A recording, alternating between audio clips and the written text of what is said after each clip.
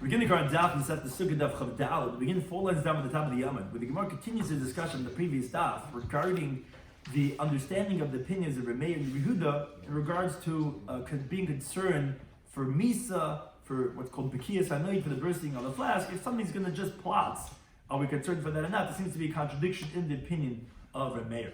Should correspond to the Kazich and Cheskot to Rim joining us for today's Daf. Something we're discussing today's Daf are Abayi's explanation of Rabbi Meir and Yehuda regarding Breira, which was retroactive clarification, and that is how does that work out in regards to let's say the last brisa that we spoke about when you buy wine from a kuti. We discussed regarding the walls of a sukkah as that applies to this machlekes Rabbi Meir and Yehuda, and whether death is common or uncommon, that's are we chayshish lemisa or not. What type of partition is valid? We discussed in our Daf. Gittin regarding the divorce documents, what could it be written on, what could it not be, with some other halachas regarding Gittin. How trees can be used as valid walls for a sukkah, some important terms and concepts of breira, which is retroactive clarification, which is only going to retroactively be verified what exactly it was that was selected. The halacha that kamachitza shemedes beruch ein mechitza, any wall that is a partition that stands on air, it's inflated, but it's not intrinsically a wall, that's not going to be a mechitza. So to a halacha, if it's not something that could withstand the regular common wind, it's not a mechitza. Beis Hasayim is 5,000 square amos, which is the measurement of the chatzir of the Beis Hamikdash, which has halachas in regards to the laws of Haitzah. So we begin 4 lines down at the top of the Yomim, where we're in the middle of a discussion of the machlekes we had Rabbi Meir that's chayish l'misa, Rabbi Yehuda leichayish l'misa, and the Mishnah that said l'kech yam melekutim, he has no cases which to put the trumas and the maises. So we had a difficulty regarding what exactly is the opinion of Rabbi Meir and Rabbi Yehuda.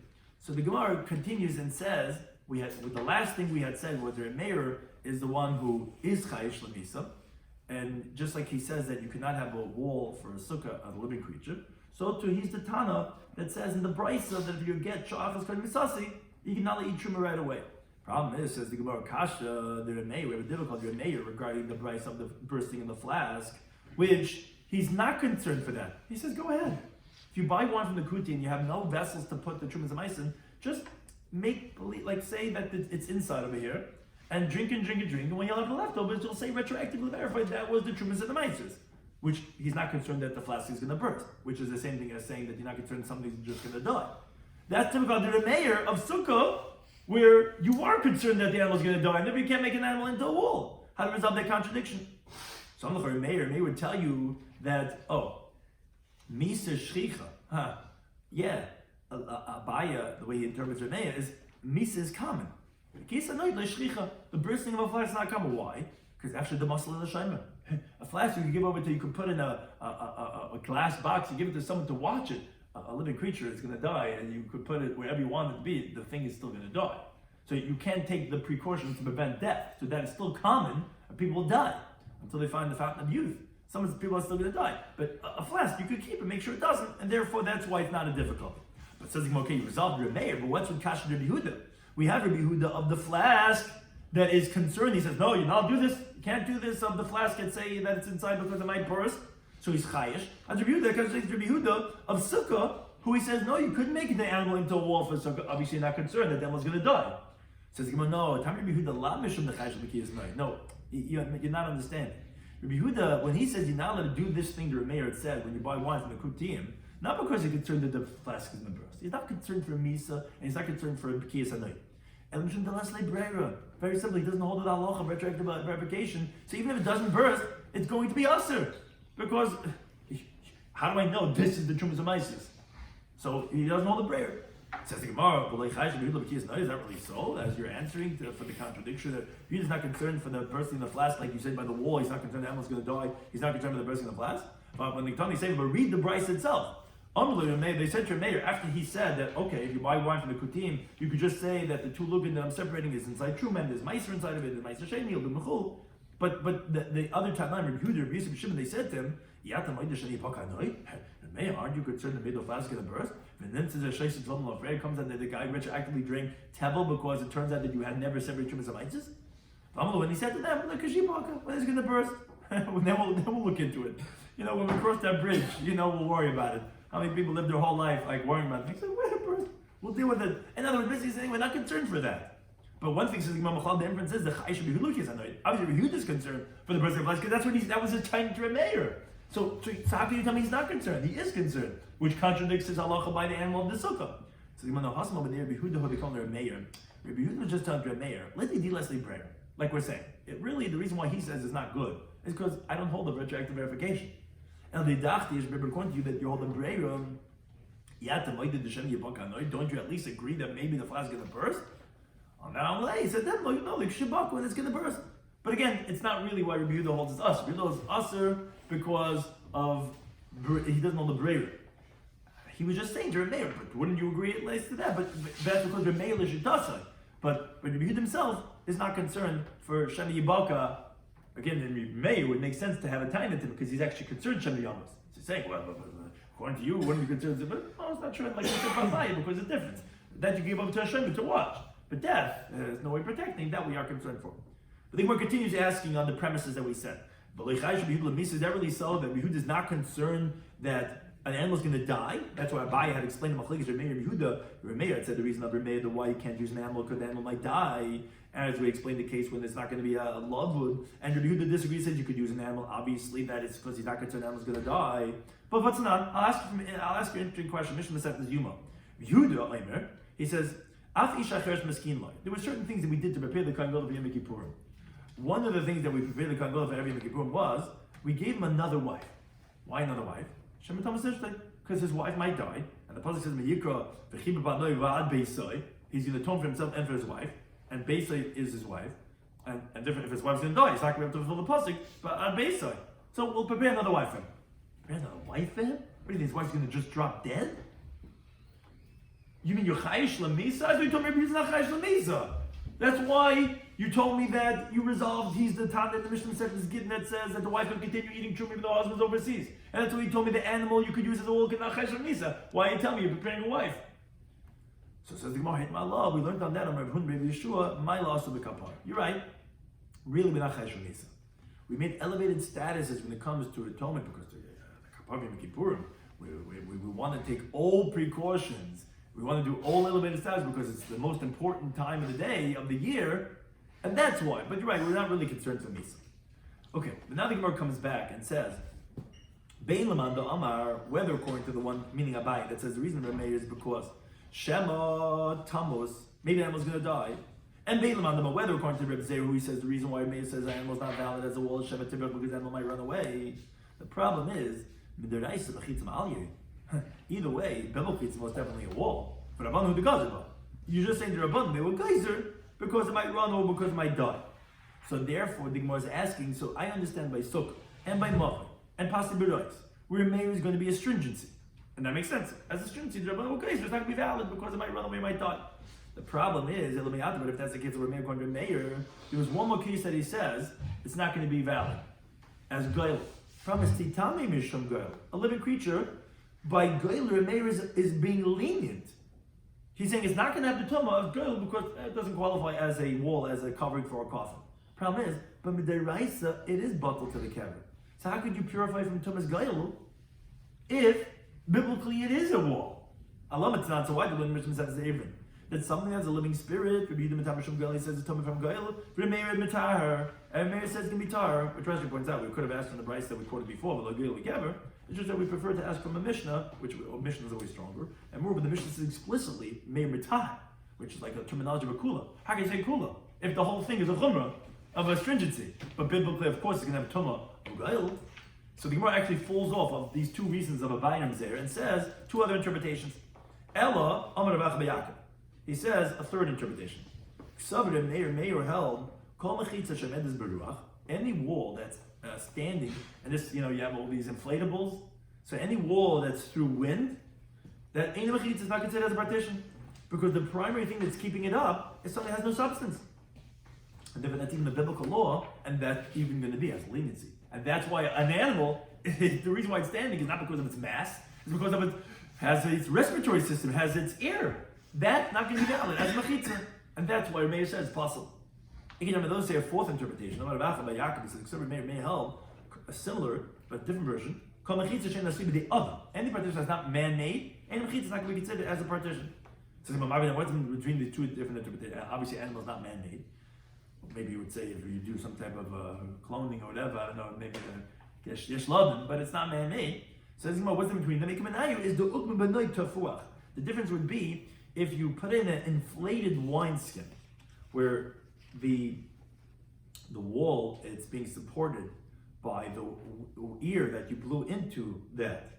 So according to one that says that a partition that's standing on wind is not a mechitza harim, it's a beruach, so it's standing on wind, it's an inflatable, and it's gonna be possible. So you have the blowing in that and blowing up this wall. It's not valid because it's standing on ruach. According to one that says the reason why an animal is invalid because it's not made by man, so you continue to the base. How do you have to It's made, it's a man-made, this wind, and therefore it would be valid. So the inflatables is the machlekes regarding this in the Gemara, in the interpretation of Meir, if that's considered mechitza or not, if that's going to be valid or not.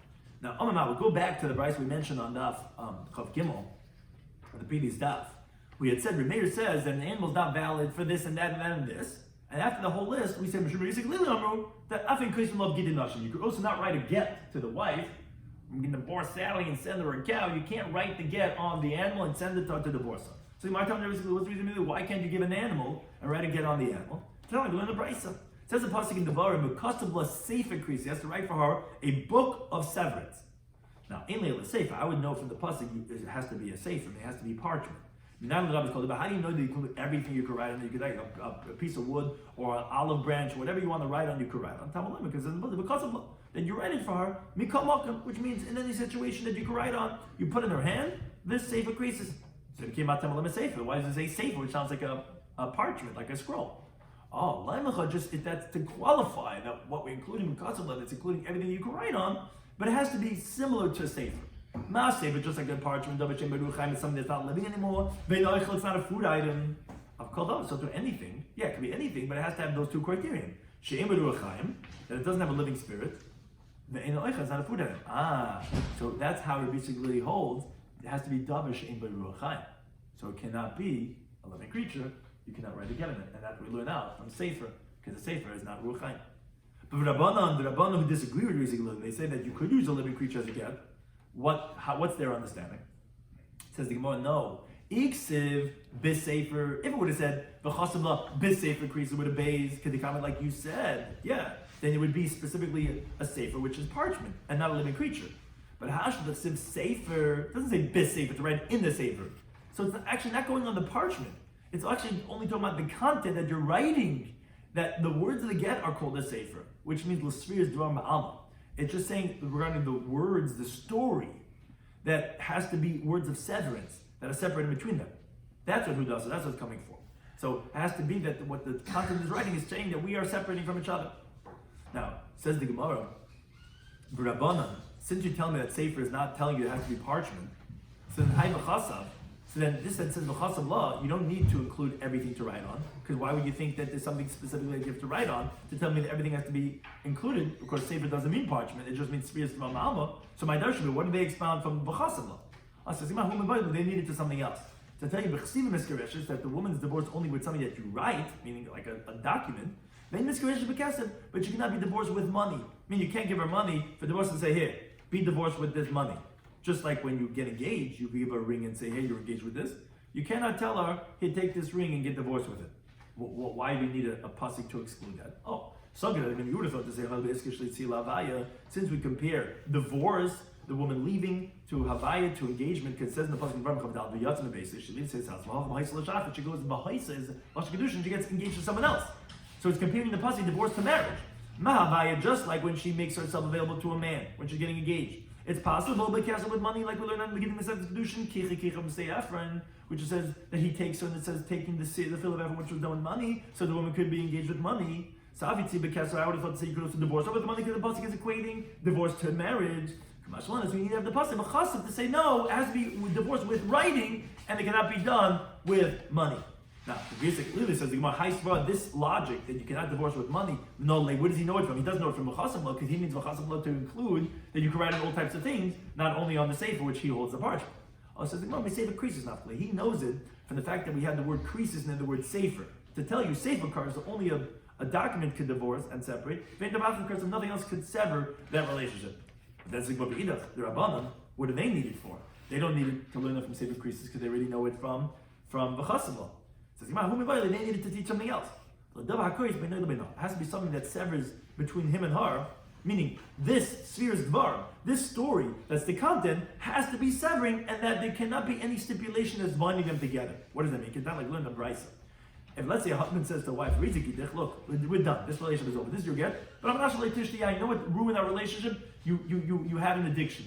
And on the condition that you don't drink wine ever again, then I'll give you a get.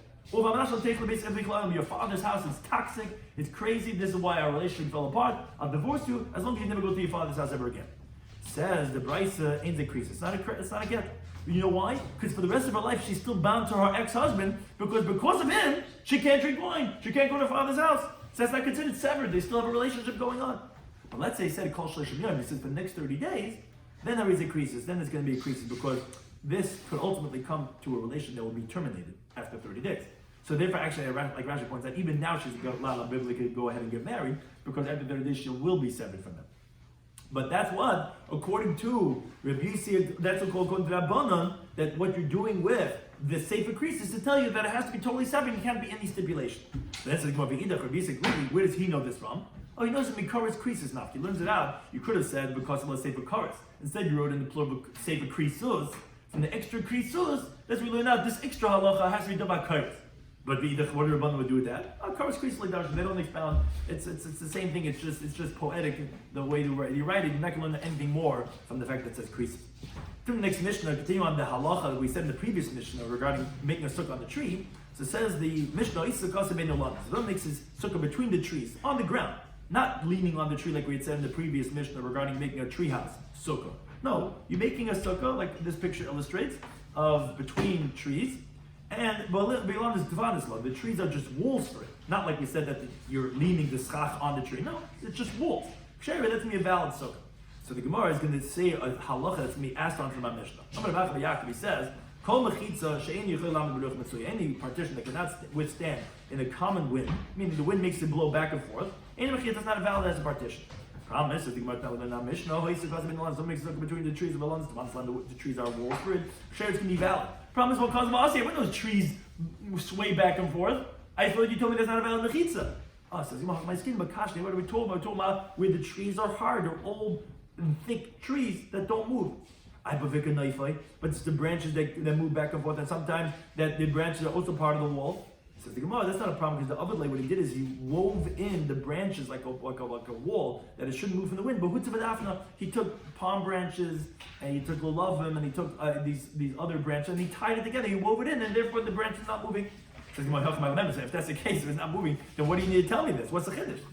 When you say maybe you might come to use the tree and put your vessels on top of it and you're using as the walls. That we're not concerned from that. But the fact that it moves, it's not really moving because it's tied together. We're talking about an old tree that's hard. As the Gemara says, the Gemara has a bunch of different similar types of questions. We learned in the Brisa regarding the Pasibirois, regarding these special walls that we make for the wells.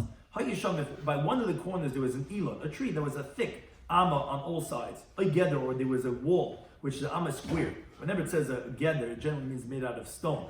And it has to be an amma squared so that you could divide it and split up into two partitions, one going to the east and one to the north, or to the south, whichever direction it is. Let's say there's a partition of reeds.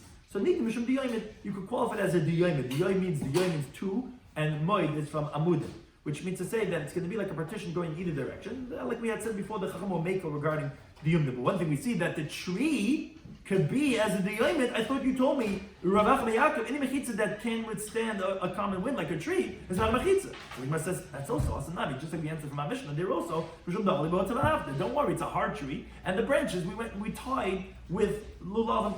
The Gemara says a similar question. If you have a tree that's very big branches, and the tips of the branches are so long that they're bent over and they're actually hanging over the ground. So the branches are so big and they're hanging over the ground that they're not even elevated 3 tefachim from the ground. You're actually allowed to carry beneath those branches because we say love it, and it's as if that the tree is like closing off the area, and these walls of the branches are 10 tefachim high because they're very long branches coming from the top of the tree. Says Gemara, why are you allowed to carry beneath that? What do you mean the branches are moving? You told me if it moves, it's not a valid mechitza. It's the same answer. You tied the branches together, therefore it's not a problem. Says Gemara, if that's the case, that you made it by hand because you wove with the lulavim, and therefore you're allowed to dwell beneath it and you're allowed to protect the field because it's surrounded with a dira, so Natal Bakula, so you should be able to carry in that whole area no matter how big it is. Because it's man-made walls. You tied the branches together with lulavim. Why they say you're not carrying that area Ella only if it's not as big as a shiur of Beis Hasayim, only if it's up until the shiur of Beis Hasayim, which is the area of the chutzner of the Mishkan, which that was the shiur that Chachamim gave to any area that's surrounded that was not for dwelling purposes. If it's bigger than that, it's a carmelis, and not like carry only within daled amas of a person. The problem is over here in this case, since you told me that you surrounded it, although it's a tree, but you tied it together for the purposes of dwelling in over there, as we said for using as mechitza. So even if there's more than Beis Hasayim, it should be able to carry over there. So the Gemara, no, we shouldn't have a dir even though you made it, it's not considered that like a regular dira, because it's only meant for the air beyond it. Because why is a guy sitting over here under these branches? He's watching the field. That's not considered as a dira to permit such a large area, because the whole dir should tashmish la'aver, any dwelling that's its utility, it's for the airspace beyond it. You could only carry over there, so you can't carry more than that. The Gemara says, Tashma Gemara asks another question from another brisa. Shabbos, if someone is spending Shabbos in an area where it's becoming to be Shabbos, betel shu guvay asar, on a mound that's 10 tefachim high, and that's where he's making a shvisa. V'uma arba amas on Beis Hasayim, and it's up from it's from the area 4 amas up until Beis Hasayim, which is it has to be it's bigger than 4 amas, but it's not more than Beis Hasayim. Or a similar case, b'chein beneka. So let's say there's a pit that is made from sheshim berdeshis, a cleft in a rock, shu amak asar, which is 10 tefachim deep. V'uma arba amas on Beis Hasayim, it's from 4 amas until Beis Hasayim. Or a similar case, v'chein kama ketsura. If let's say you have a pile of grain, a standing grain like a cornfield, and it's harvested in the middle, and you have a shibayos, you have all these stalks that 10 tefachim high, makifas isa, that's surrounded all around. All these are mechitzas that are surrounding an area of Beis Hasayim, but not more than that, because again they weren't made for dira purposes.